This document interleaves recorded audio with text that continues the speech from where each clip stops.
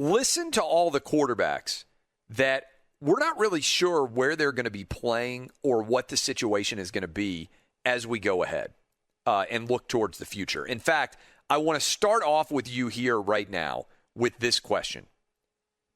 Now that we know Brady is going out there, and now that we know Mahomes is going out there, and we got 2 weeks to think about this matchup, how many teams are you 100% confident in the NFL that you know who their starting quarterback is going to be next year?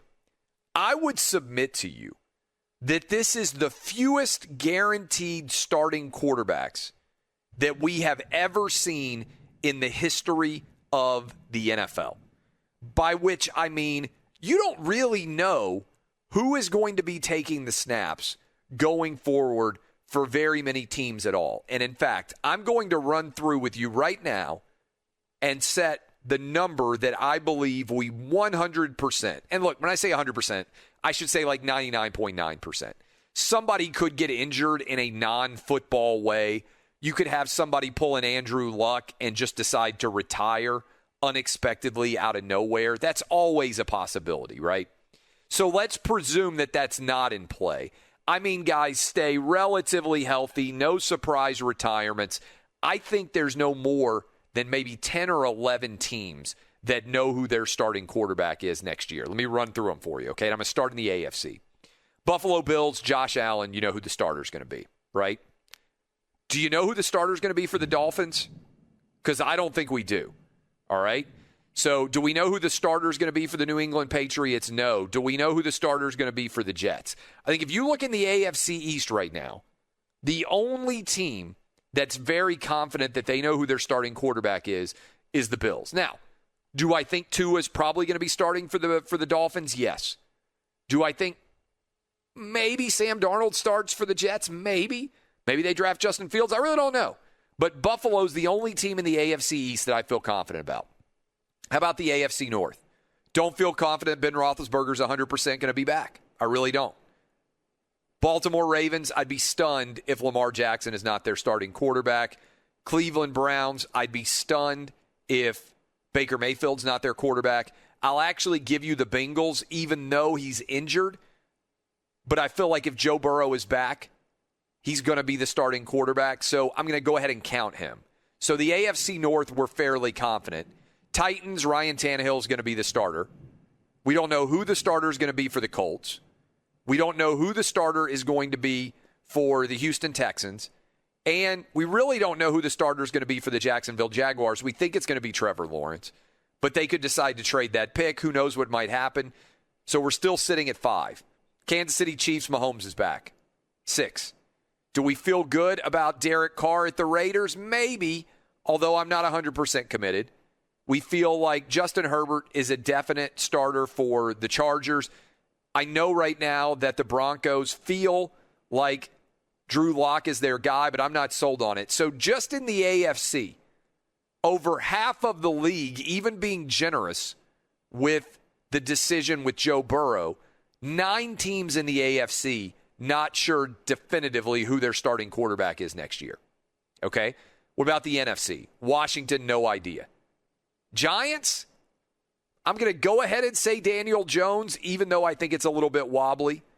We don't know what the Cowboys are going to do. We don't know what the Eagles definitively, I don't think, are going to do, although you would think that Carson Wentz is their guy. Green Bay, I'm not 100% sure. We know if Aaron Rodgers is still there, he's going to be starting. Don't know what the Bears are going to do. I think the Vikings don't have a lot of choices still with Kirk Cousins' contract. We know that the Lions, we don't know. So we're at 9 starters. We don't know who the Saints starter is. Brady's going to be back with the Bucs. We don't know who Carolina's starter is. And I'm not 100% sold on the Falcons being 100% committed to Matt Ryan. Seattle, we know Russell Wilson's going to be back. The Rams, I don't feel comfortable there. The Arizona Cardinals, I feel like Kyler Murray's back. The San Francisco 49ers, I don't know. 12 teams that I just named, I feel like I know who the starters are going to be next year. 20 teams in the 32 league NFL, I don't know. Adam Schefter's pretty plugged in. He said he thought over 18 teams would have a new starting quarterback in 2021. I just ran through all of them, and I gave you 12. That means there's 20. I don't know what's going to happen. I would submit we have never had that much uncertainty. Dub, you just heard me run through all of those different teams, putting them into context. Was there anybody that jumped out, anybody that you thought, hey, this is crazy, they're definitely going to be there? Or did you agree pretty much with my 32, the 12 that I named? I'm pretty much in agreement. And when you break it down like this, there's 1, 2, 3, 4 divisions where there's only one team that really knows who's going to be taking snaps. How wild is that? You got the NFC South, obviously with Tom Brady. The NFC East, which is not even that strong of a certainty with Daniel Jones. I mean, just say that out loud. I'm being generous to say that he's definitely going to start. I think I'm being generous with Joe Burrow, too. Not because I think that the Bengals are uncertain about Joe Burrow, just because he's coming back from a fairly severe knee injury, and it's possible he won't be starting week 1 because of that. But I'm counting both those guys. Yeah, and then the NFC North as well, with Kirk Cousins seeming to be the only quote-unquote sure thing. And then the AFC East with Josh Allen and the Bills. That's the only sure thing in the AFC East. So that's 4 divisions where you can really only say with confidence one team per division knows who their quarterback's going to be right now. I think you got to go AFC South, too. Because the AFC South, to me, might be the most wide-open division of all. Now, Trevor Lawrence might be starting week 1, but Ryan Tannehill, I mean, we don't know what's going to happen with Deshaun Watson, and the Colts don't have a quarterback at all. That's a division where it could look just so entirely different next year as opposed to this year. That might be one of the most fascinating divisions in all of football next year. How do you bet it? Exactly. In any way. I mean, the Titans have to be the favorite because they won the division already this past year, but also because they're the only team you can say with certainty, hey, that quarterback's coming back, and he was decent last year. Now, I think you could change things a lot. Look, if the Texans get things worked out with Deshaun Watson, and let's say the Colts go and grab Matthew Stafford, or God forbid if they got Aaron Rodgers or found some way to make an unbelievable move there. But I feel like the Colts are going to be pretty good. And if you're the Jags, I feel like you have to be pretty confident about your potential going forward with everything surrounding Trevor Lawrence. But I'm not sure that we have ever seen this many moving parts in play at the quarterback position in the history of the NFL. I'm really not. I don't believe we've ever seen anything like this.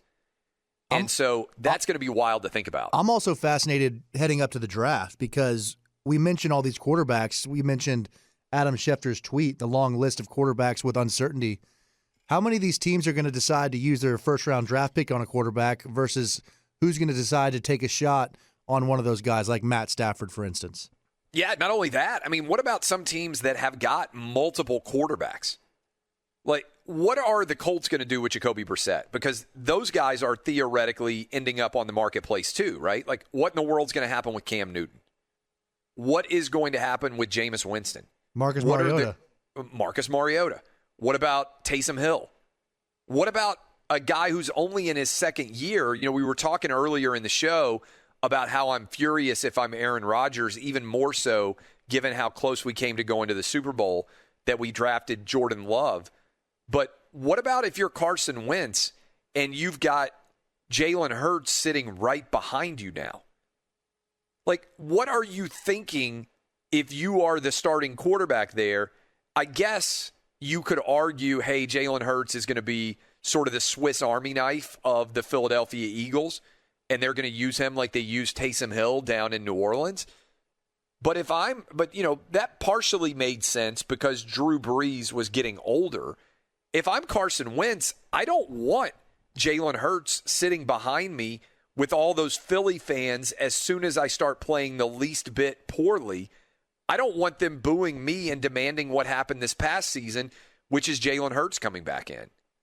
Right? So I'm not sure what the Eagles are going to do at their quarterback position, but I would be super nervous going forward with the way that that's going to shake out. It just seems like a total mess to me. And what about the 49ers, too? That's a team we haven't even mentioned today. It's a great point. And the 49ers have to be somewhat similar to the Rams, where they've been in the Super Bowl with Jimmy G, just like the Rams have been in the Super Bowl with Jared Goff. But do you really feel like that's the guy who's going to get you back to the Super Bowl or going to win you a Super Bowl? I don't think there's any way you could possibly believe that. But simultaneously, I think you have to be looking at what happened with the Bucs and Tom Brady. And I think Kyle Shanahan and Sean McVay have to be thinking, if we got the right quarterback, we got a Super Bowl caliber team here. And we could stay healthy, by the way, certainly in the case of the 49ers. This is one of the best off seasons coming up that I can ever remember in the history of the NFL.